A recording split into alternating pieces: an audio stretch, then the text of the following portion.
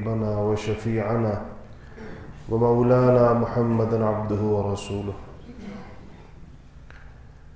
أما بعد فأعوذ بالله من الشيطان الرجيم. بسم الله الرحمن الرحيم. قال الله سبحانه وتعالى: يا أيها الذين آمنوا اصبروا وصابروا ورابطوا واتقوا الله لعلكم تفلحون. صدق اللہ العظیم. میرے محترم بھائیوں اور دوستوں، سورہ آل عمران کی آخری آیت میں نے آپ کے سامنے پڑھی ہے، جس میں اللہ جل شانہ نے فرمایا ہے کہ یا ایھا الذین آمنوا اصبروا ورابطوا وصابروا ورابطوا واتقوا اللہ لعلکم تفلحون.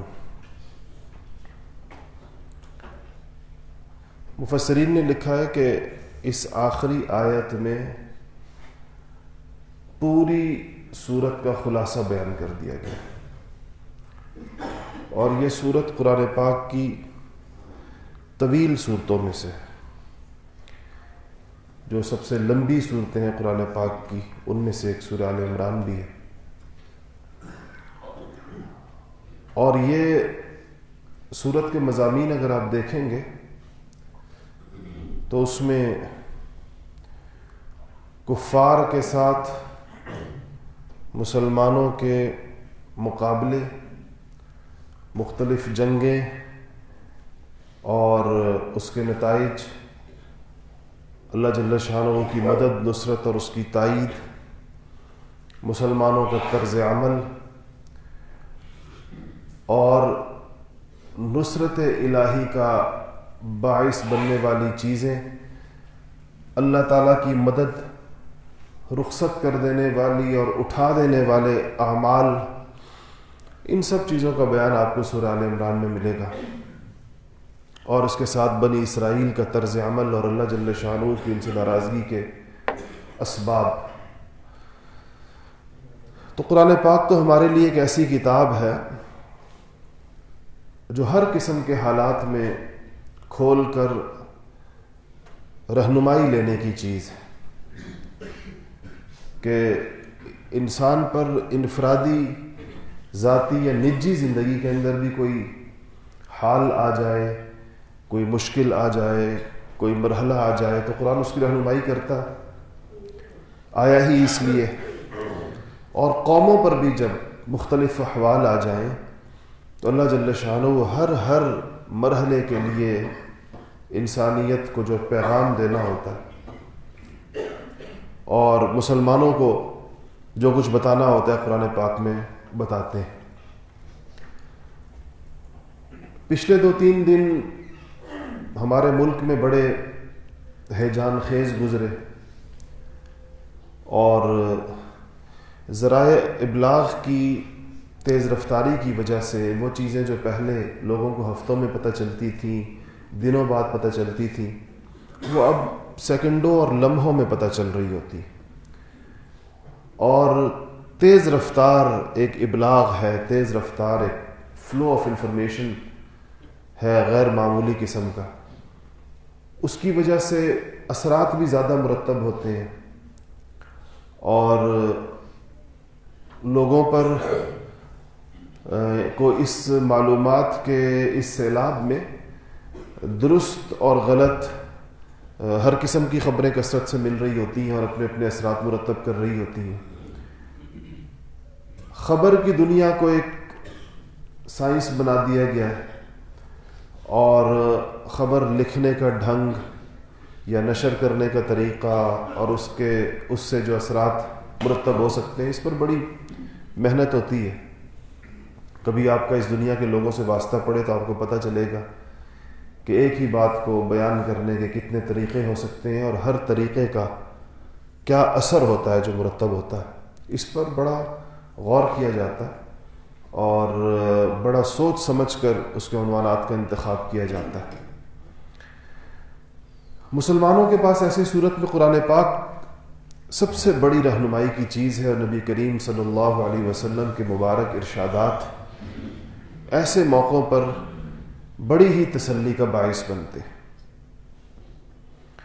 یہ جو آیت میں نے آپ کے سامنے پڑھی، اس میں اللہ جل شانہ نے مسلمانوں کو فلاح کے لیے، فلاح کہتے ہیں ایک بڑی ہی باعزت زندگی کو، ایک بڑی ہی کامیاب زندگی کو، ایک برکتوں، سعادتوں اور رحمتوں والی زندگی کو، اور اللہ تعالیٰ کی رضا والی موت کو، وہ زندگی جو اپنے اندر تمام برکتیں، سعادتیں، رحمتیں رکھتی ہو، اور جب وہ اختتام پذیر ہو تو اللہ جل شانہ کی رضامندی پر اختتام پذیر ہو، اللہ جل شانہ اس انسان سے اور اس کی زندگی سے اللہ پاک خوش ہو، اس کو فلاح کہتے ہیں۔ تو اس آیت میں ہمیں 4 چیزیں بتائی گئی ہیں جس کا فلاح کے ساتھ براہ راست تعلق ہے، اور چاروں بظاہر 4 الفاظ ہیں، جس طرح میں نے بتایا کہ ایک لفظ ہے اسبرو، ایک ہے صابرو، ایک ہے رابطو، اور ایک ہے اتقو۔ 4 لفظ ہیں، 4 اوامر ہیں، لیکن یہ 4 الفاظ اپنے اندر ایک جہاں سموئے ہوئے ہیں معنی اور مفہوم کا۔ پہلی بات جو اس میں ارشاد فرمائی گئی، کہا یا ایھا الذین آمنوا اصبروا، اصبروا، صبر کرو۔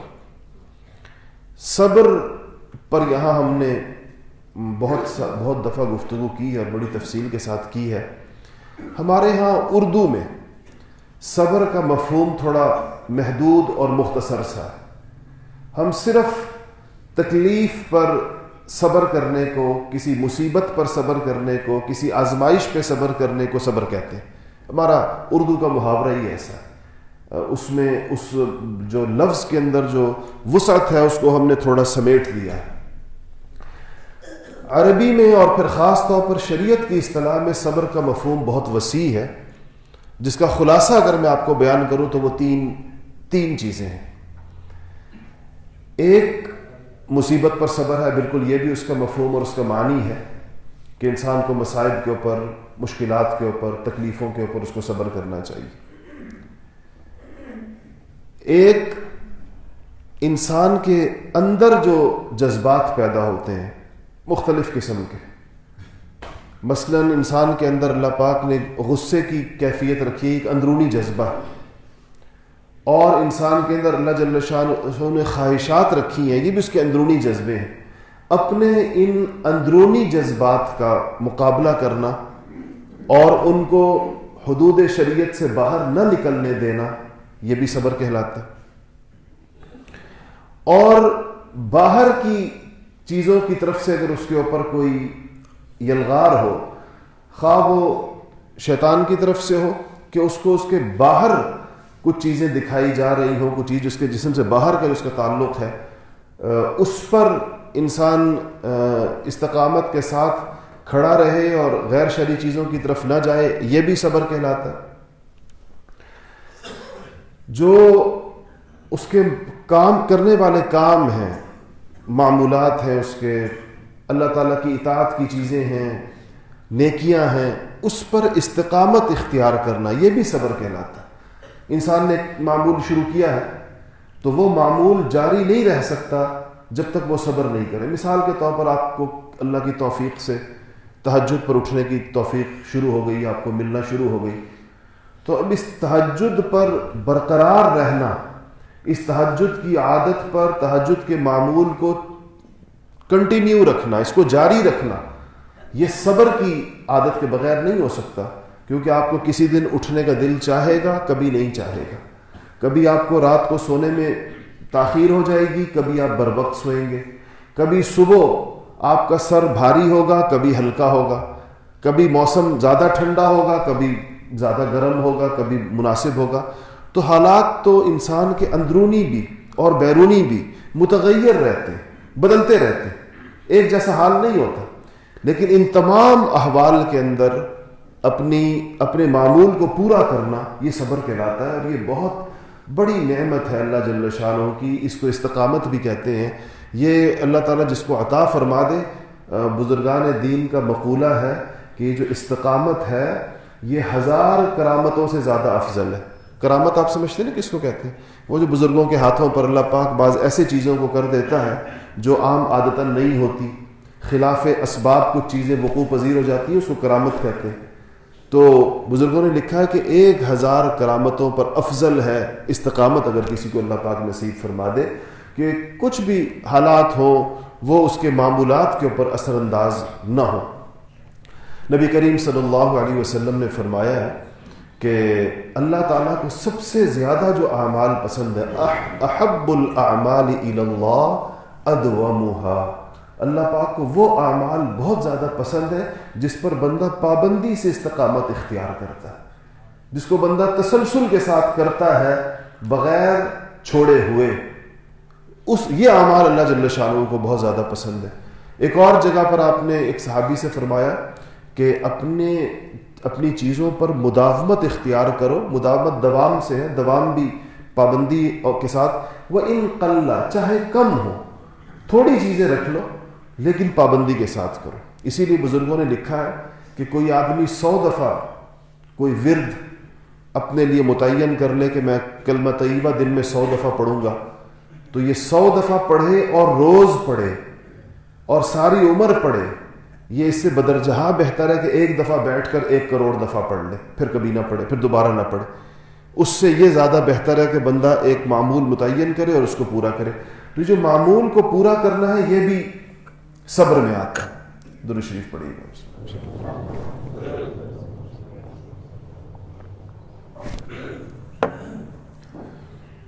تو اس آیت میں ایک تو مسلمانوں سے کہا گیا ہے کہ صبر کرو، اور صبر کی تمام چیزیں اس میں داخل ہیں. اپنے دین پر صبر کرو، یعنی صبر کا مطلب ہے کہ استقامت سے جمو اس کے اوپر. شریعت مطہرہ پر صبر کرو، حالات پر صبر کرو، اندرونی جذبات کے اندر صبر کا معاملہ کرو. یہ صبر میں سب کچھ آ گیا. اگلا لفظ ہے وہ صابرو. صابرو بھی صبر سے ہی نکلا ہوا ہے، اور یہ صابرو دشمن کے مقابلے میں استقامت اختیار کرنے کو کہتے ہیں. اور حدیث شریف میں دشمن کے مقابلے میں استقامت کو، بہادری کو، حوصلے کو اور اس موقع کے اوپر ڈٹ کر کھڑے ہونے کو، اس کی بڑی ترغیب آئی ہے، اور بے شمار احادیث اس پر موجود ہیں. قرآن کی بھی بہت سی آیتیں ہیں.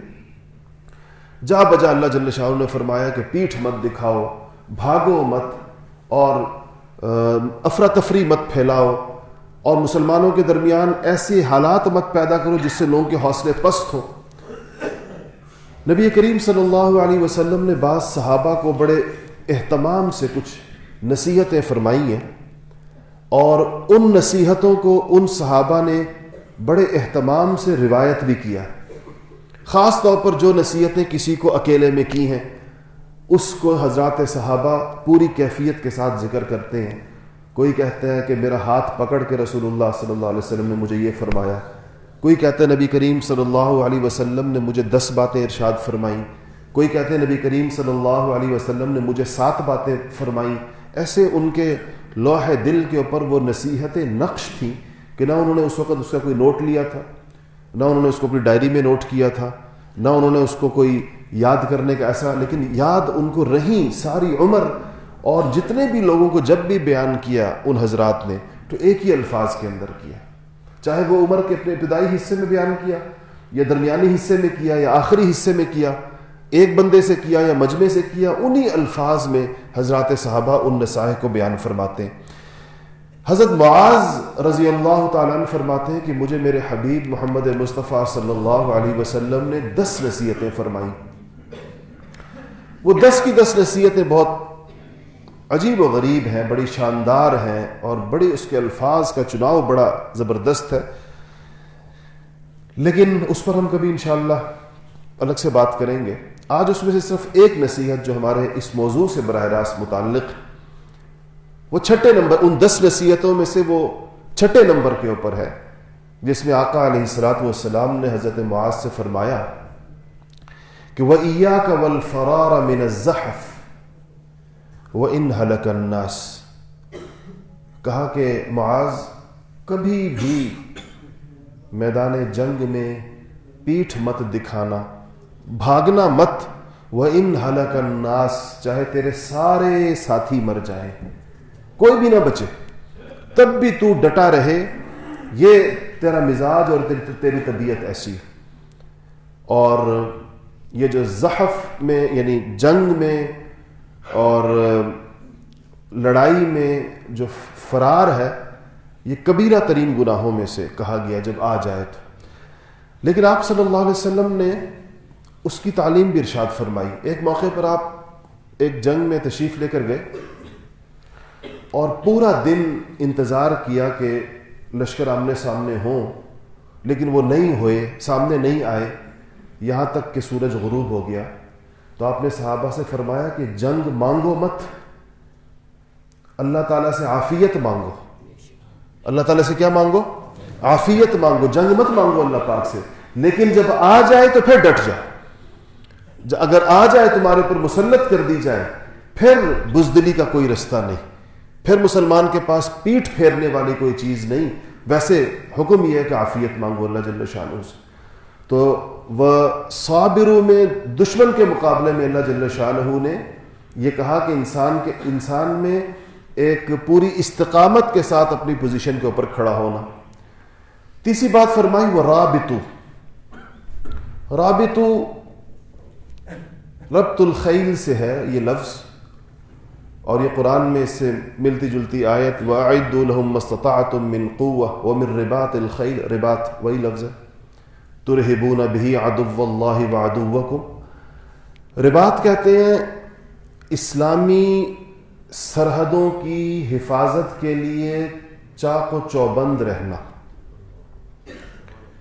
سرحدات اسلامیہ کی، اسلامی ملکوں کی جو سرحدیں ہیں اس کی حفاظت کے لیے چاق و چوبند رہنا، اس کو رباط کہتے ہیں۔ سیدنا عمر فاروق رضی اللہ تعالی عنہ نے فتح مصر کے بعد یا قادسی، مجھے موقع اس کا پورا ذہن میں نہیں ہے کہ کس موقع پر آپ نے ایک موقع پر صحابہ کو اپنے لشکر کو ایک پیغام بھیجا تھا، اور وہ پیغام یہ تھا کہ فتح ہو گئی تھی، بہت بڑے پیمانے کے اوپر فتح ہو گئی۔ تو آپ نے فرمایا کہ انتم فی الرباط دائمون، یاد رکھو کہ تم لوگ ان سرحدات کی حفاظت کے لیے ہمیشہ اس طرح اپنے آپ کو محسوس کرو جیسے تم حالت جنگ کے اندر ہو۔ مطلب یہ تھا کہ تم لوگ ایزی نہ ہو جاؤ کہ فتح ہو گئی ہے اب تو بول بالا ہو گیا ایک طرح سے، بلکہ اس کی حفاظت کے لیے چاق و چوبند رہو۔ اور اس پر آپ کی اور نصائح بھی تھی، جن میں سے ایک یہ تھا کہ دھوپ میں رہنے سے اور یعنی دھوپ کو برداشت کرنے کی صلاحیت اپنے اندر بڑھاؤ اور قائم رکھو۔ ان کو اس بات سے سیدنا عمر فاروق رضی اللہ تعالیٰ عنہ کو ہمیشہ اس بات کا بڑا خیال رہا کہ مسلمانوں میں عیش پرستی اور عیش کوشی کی زندگی نہ آنے پائے، اور ایسا نہ ہو کہ یہ ڈھیلے ہو جائیں کسی بھی اعتبار سے، چاہے وہ جنگ کے میدان تھے یا وہ معیشت کے میدان تھے۔ دونوں جگہوں پر سیدنا عمر فاروق رضی اللہ تعالیٰ عنہ کے جو نصائح ہیں امت مسلمہ کو، اس میں ان کو یہ کہا ہے کہ وہ مستعد رہیں اور وہ ہر وقت چاق و چوبند رہیں، وہ ہوشیار رہیں۔ اسی لیے اگر آپ کبھی احادیث میں وہ ابواب دیکھیں جو مسلمان ملکوں کی سرحدوں کی حفاظت کے فضائل میں ہیں، تو اس میں حیران کن فضیلتیں اللہ جل شانہ نے بیان فرمائی۔ ایک حدیث میں ہے کہ ایک رات جو مسلمان اسلامی سرحد کی حفاظت کے لیے جاگا، ایک رات اگر وہ صرف جاگا، تو یہ ایک رات کا جاگنا 1 سال کے روزوں اور نمازوں سے افضل ہے۔ دوسرا بندہ 1 سال روزے رکھے، ایک دوسری جگہ 1000 سال کا ذکر ہے کہ 1000 سال کی عبادت سے افضل ہے ایک رات کا جاگنا اس سرحد کی حفاظت پر جس کے پیچھے مسلمان رہتے ہوں اور جو مسلمانوں کی سرزمین ہو، اس کو کفار کے نرغے سے بچانے کے لیے۔ اور یہ جو اسلامی سرزمین کو اتنا تقدس حاصل ہوتا ہے، اس کی 2 وجہ ہیں۔ اس کی ایک وجہ یہ ہے کہ اس میں مسلمانوں کو عبادات کی، اللہ تعالیٰ کی اطاعت کی، اللہ جل شانہ کے احکام کے مطابق زندگی گزارنے کی آزادی حاصل ہوتی ہے۔ اور یہ آزادی بہت بڑی چیز ہے، جہاں مسلمان علی الاعلان اپنے شعائر پر عمل کر سکیں، کوئی رکاوٹ نہ ہو۔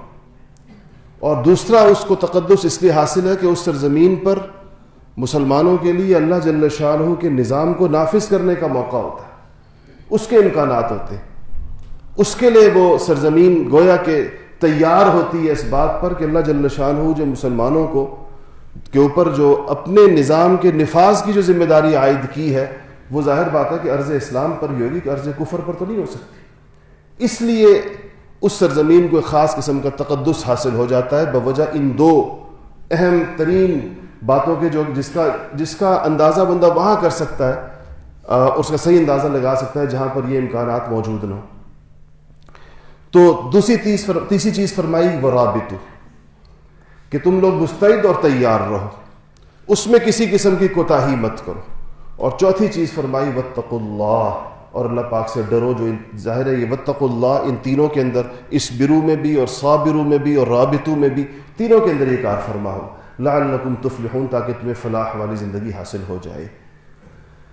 یہ دیکھیں، ہم پاکستان ایک ایسی مملکت ہے جس کا جو جغرافیہ ہے، اس جغرافیہ کی اپنی کوئی ایسی تاریخ نہیں ہے کہ جس کو کہا جائے کہ یہ کوئی بہت قدیم ریاست ہے۔ جس طرح بعض ریاستیں دنیا میں دعویٰ کرتی ہیں کہ ہم 2000 سال پرانی ہیں، ہم 3000 سال پرانی ہیں، 5000 سال پرانی ہیں۔ یہ تو ایک آپ کو پتہ ہے کہ ایک نئی ریاست ہے، 70 سال پہلے وجود میں آئی ہے۔ یہاں قومی اعتبار سے بھی کوئی ایک قوم نہیں بستی، زبان کے اعتبار کوئی ایک نسل نہیں ہے ساری کی ساری۔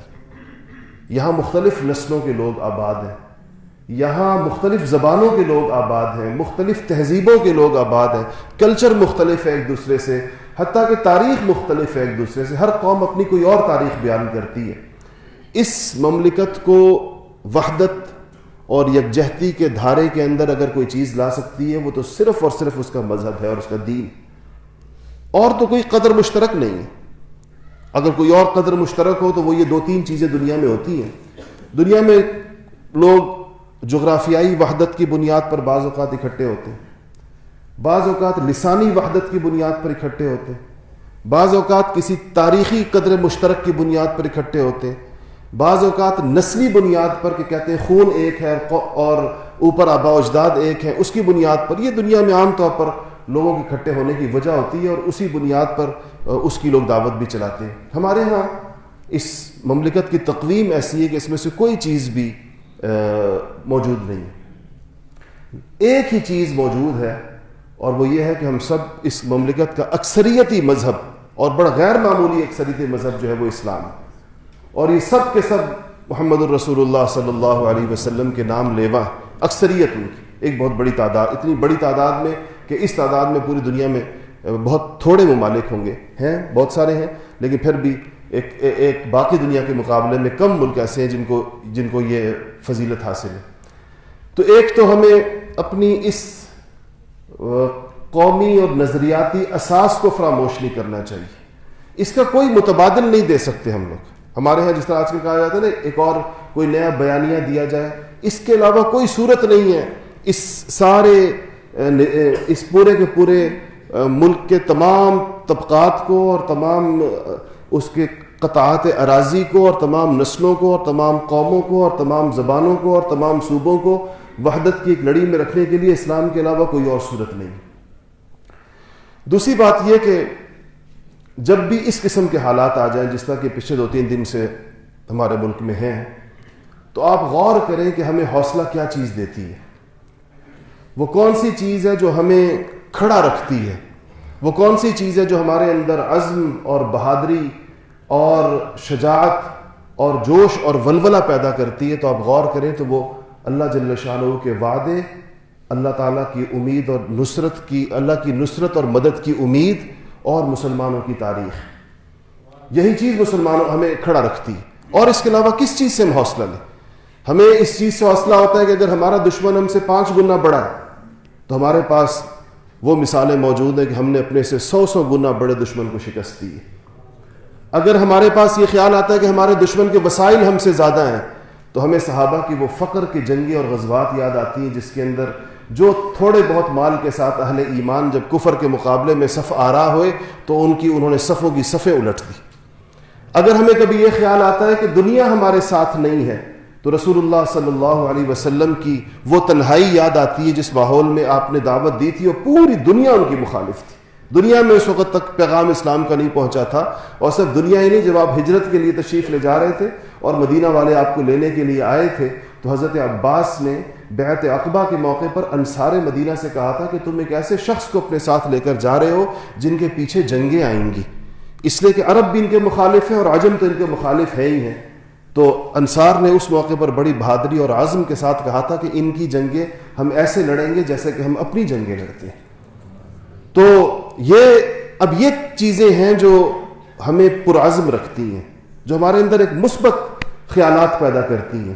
اگر آپ اس کے بالکل بالمقابل دیکھیں، میں اس بات کو ہمیشہ اس کے ساتھ جوڑتا ہوں کہ ہمارا جو سیکولر اور لبرل نظام تعلیم ہے یہ ہمارے اندر 3 منفی جذبات پیدا کرتا ہے، اور یہ ہر اس بندے میں پیدا ہوگا جو اس نظام تعلیم کا پروردہ ہو جس میں اللہ اور اس کے رسول کا نام نہ ہو، اور اس حیثیت کے ساتھ نہ ہو جس حیثیت کے ساتھ ہونا چاہیے، جس میں اللہ اور اس کے رسول کا پیغام نہ ہو. پہلی چیز یہ ہے کہ اس نظام تعلیم کی جو پروڈکٹ ہوگی، جو اس کا نتیجہ ہوگا، وہ شخص، اس کے ذہن میں پہلی چیز یہ ہوگی کہ وہ اپنے ماضی سے بے خبر ہوگا. ہمیں ہمارے ماضی سے لا تعلق کر دیا گیا ہے، بلکہ اب اپنا ماضی کی جتنی باتیں ہمیں معلوم ہیں اگر آپ غور کریں تو وہ تضحیک، استہزاء اور ایک قسم کی جس کو کہنا چاہیے کہ ان لوگوں کے ہنسنے اور ٹھٹھے لگانے کی چیز ہے، بلکہ تمام اعتقادات اسلامی ہیں. میں کبھی دیکھتا ہوں کہ وہ چیزیں جن کا قرآن و سنت میں باقاعدہ بڑے عظمت کے ساتھ ذکر ہے وہ ہمارے ہاں مذاق کی چیزیں بن گئی ہیں. مثال کے طور پر تصور حور ہے. حور ایک قرآن میں اس کا ذکر ہے، احادیث میں ذکر ہے، اللہ پاک نے اس کا تذکرہ کیا ہے، حدیثوں میں اس کا ذکر آیا. ہمارے ہاں اگر آپ غور کریں گے تو معاشرے میں اور خاص طور پر سوشل میڈیا، چونکہ ہم ان چیزوں کو دیکھتے ہیں، اس کو ایک مذاق کی چیز بنا لیا گیا، گویا کہ یہ کوئی مسلمانوں کی کوئی عیاش فطرت کی عکاسی ہو رہی ہے اس کے ذریعے سے، اور یہ باتیں ہوتی بھی.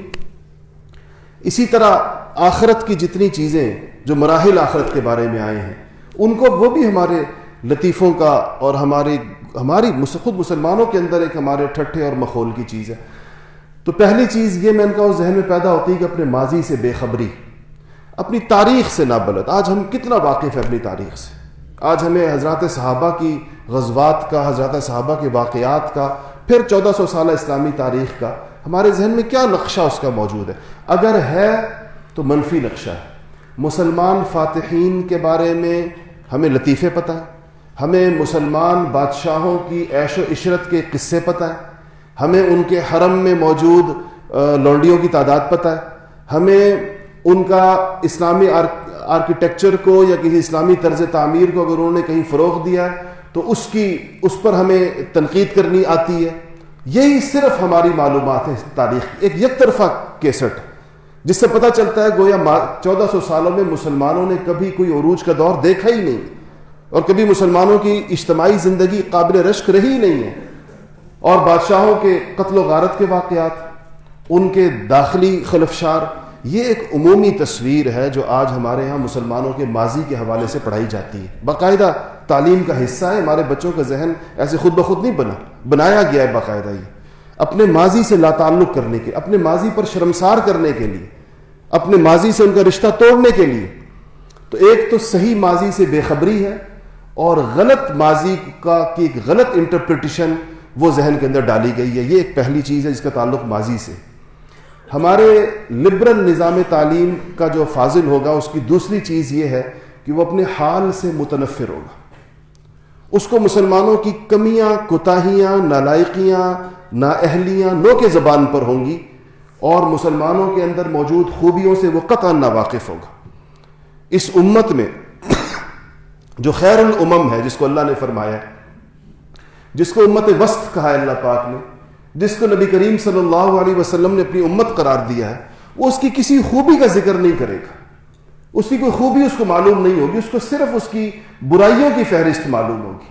اس کی کمیاں اور کوتاہیاں اس کو گن گن کر جیسے کسی نے یاد کرائی ہوں تم میں یہ خرابی بھی ہے، یہ خرابی بھی ہے، یہ خرابی بھی ہے، یہ خرابی بھی ہے. مطلب یہ کہ تم جو امت اسلامیہ ہو تم دنیا میں خرابیوں کا مجموعہ ہو. اگر فرض کیجئے، مان لیں اس مقدمے کو تھوڑی دیر کے لیے کہ امت مسلمہ خرابیوں اور نالائکیوں کا مجموعہ ہو گئی، اور امت کفریہ جو ہے وہ تو کفر پر کھڑی اور اللہ اور اس کے رسول کو نہیں مانتی، تو دین کہاں ہے پھر اس امت میں؟ اسلام کدھر ہے؟ قرآن کدھر ہے؟ وہ جو کہا گیا ہے کہ قیامت تک لوگوں کو ہدایت کے مواقع میسر رہیں گے، وہ عملی شکل میں کدھر ہے کسی بھی طور پر؟ اس کا مطلب یہ نہیں کہ میں یہ نہیں کہتا کہ ہم امت میں کوئی خرابی نہیں ہے، نہ میں کہتا ہوں ہم لوگ اس پر ذکر کرتے رہتے ہیں، اپنے معاشرے کے مسائل کا ذکر بھی کرتے ہیں، اس کے جو اصلاح طلب پہلو اس کا بھی ذکر کرتے ہیں، مگر یہ جو تنفر ہے امت سے، متنفر ہونا اور متنفر کرنا، اور اس کے ذکر میں ایک خاص قسم کا استہزاء، استخفاف، ایک ہلکا پن اور ایک اس کی کسی بھی خوبی کو تسلیم نہ کرنا، یہ ہمارے لبرل مائنڈ سیٹ کا نتیجہ ہے جو ہمارے ہاں پیدا کیا گیا. ماضی کے حوالے سے میں نے عرض کیا کہ اپنی تاریخ سے بے خبر، حال کے اندر اپنی موجودہ حالت سے متنفر اور مستقبل سے مایوس. تیسری چیز یہ پیدا کرتا ہے کہ آپ کو مستقبل میں کوئی امید نہیں دکھائے گا. آپ کو مستقبل کا جو نقشہ آپ کے سامنے کھینچے گا وہ ایسا خوفناک اور اندوہناک ہوگا جس سے آپ پر یہ واضح ہو گیا کہ ہر گزرتے دن کے ساتھ آپ مزید تباہی کی طرف جا رہے ہیں، ہر گزرتے دن کے ساتھ آپ مزید نالائقی کی طرف جا رہے ہیں. حالانکہ مسلمان کو امید کا دامن کسی بھی حال میں نہیں چھوڑنا چاہیے، اور اس کو ہر وقت اس حوصلے کی ضرورت ہے کہ واللہ جس قوم کے پاس قرآن ہو، جس قوم کے پاس نبی کریم محمد مصطفیٰ صلی اللہ علیہ وسلم کا مبارک دامن ہو اور وہ تعلیمات انہوں نے فراموش نہ کی ہوں. آج دنیائے عیسائیت، آج دنیائے یہود اپنی کتابیں چھوڑ چکے، اپنی کتابوں میں رد و بدل کر کے اس کو دنیا سے بالکل ہی ختم کر چکے، اس کی اصلیت کو.